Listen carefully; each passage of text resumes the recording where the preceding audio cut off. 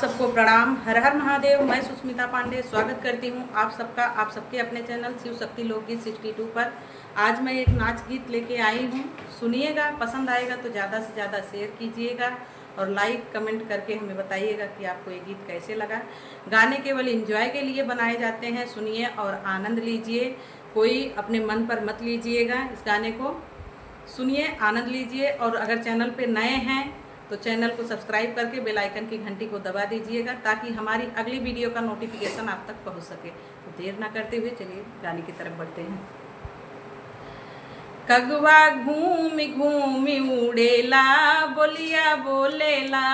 कगवा घूमी घूमी उड़ेला, बोलिया बोलेला। ए जी घूमी घूमी उड़ेला, बोलिया बोलेला। कगवा घूमी घूमी उड़ेला, बोलिया बोलेला। कगवा घूमी घूमी उड़ेला, बोलिया बोलेला। कगवा घूमी घूमी उड़ेला, बोलिया बोलेला। सासू के बोलिया कैसे लागेला सखी, सासू के बोलिया कैसे लागेला। ए जी सासू के बोलिया कैसे लागेला, जैसे लल की मिर्चिया तीताई लागेला। जैसे लल की मिर्चिया तीताई लागेला। जैसे लल की मिर्चिया तीताई लागेला। कगवा घूमी घूमी उड़ेला, बोलिया बोलेला। ओ कगवा गोल गोल घूमेला, बोलिया बोलेला। जेठनी के बोलिया कैसे लागेला सखी, जेठनी के बोलिया कैसे लागेला सखी। जेठनी के बोलिया कैसे लागेला, जैसे अमवाई मिलिया खटाई लागेला। जैसे अमवाई मिलिया खटाई लागेला। कगवा घूमी घूमी उड़ेला, बोलिया बोलेला। कगवा घूमी घूमी उड़ेला, बोलिया बोलेला। ननदी के बोलिया कैसे लागेला, ए जी ननदी के बोलिया कैसे लागेला सखी। ननदी के बोलिया कैसे लागेला, जैसे गंगा और जमुना लहर मारेला। जैसे गंगा और जमुना लहर मारेला। कगवा गोल गोल घूमेला, बोलिया बोलेला।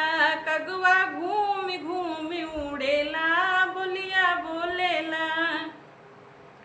सैया के बोलिया कैसे लागेला सखी, सैया के बोलिया कैसे लागेला सखी।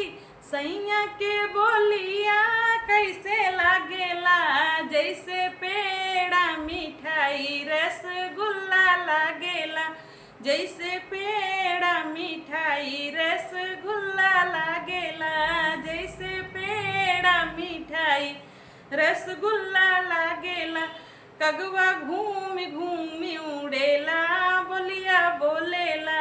कगवा घूमी घूमी उड़ेला, बोलिया बोलेला। कगवा घूमी घूमी उड़ेला, बोलिया बोलेला। छोटी से बड़ी हो बई हो बालम, छोटी से बड़ी हो बई हो बालम। छोटी से बड़ी हो बई हो बालम। छोटी से बड़ी हो बई हो बालम। हो बई हो बालम, बड़ी हो बई हो बालम।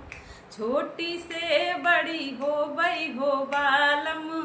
छोटी से बड़ी हो बई हो बालम। जैसे गूलर में गूलर लगतू हैं, जैसे गूलर में गूलर लगतू हैं। ओइसे लदाकदार हो बई हो बालम। ओइसे लदाकदार हो बई हो बालम। छोटी से बड़ी हो बई हो बालम। छोटी से बड़ी हो गई हो बालम, छोटी से बड़ी हो गई हो बालम, छोटी से बड़ी हो गई हो बालम। जैसे बबुरे के टेढ़ा टेढ़ा कटवा, जैसे नी बबुरे के टेढ़ा टेढ़ा कटवा, टेढ़ा टेढ़ा कटवा पिया टेढ़ा टेढ़ा कटवा।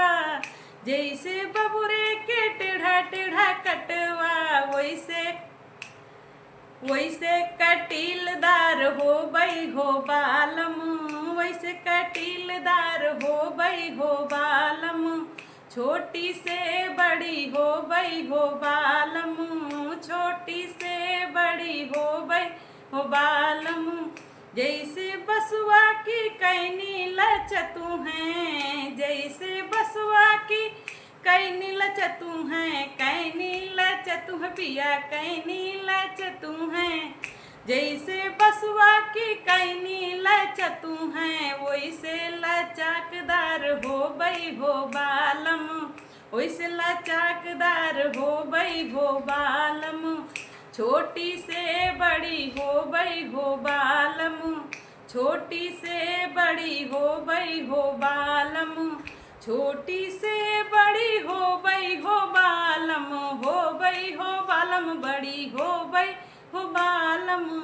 छोटी से बड़ी हो गई हो बालम, छोटी से बड़ी हो गई हो बालम, छोटी से बड़ी हो गई हो बालम। जय हिंद, जय भारत। पसंद आएगा तो ज़्यादा से ज़्यादा शेयर कीजिएगा। Take care, bye by.